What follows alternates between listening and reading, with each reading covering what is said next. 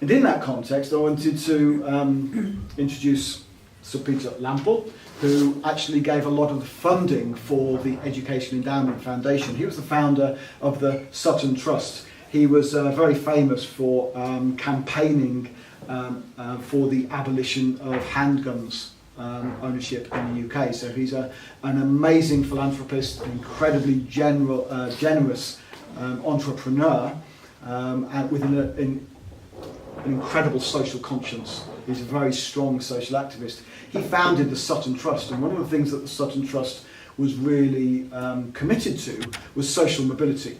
So the ability of any one individual child to be able to have opportunities that may not have been afforded to them by the circumstances of their birth, in terms of which demographic class they were born into.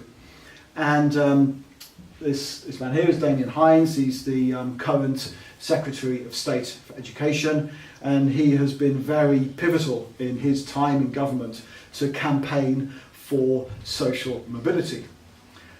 One of the things that I do want to point out there with that, though, is the reflection that both Peter Lample and Damien Hines accept the basic structure of education delivery in the UK, which is that even though 7% of the population go to private schools, to independent, fee-paying schools, that 7% will fill up the majority of the top establishment positions. So there's a level of acceptance of a certain social structure within that.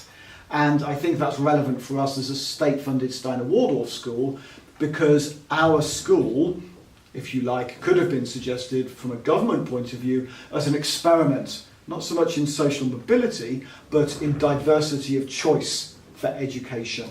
And I think that conversation is still taking place. I think conversation is a better idea for me than an experiment.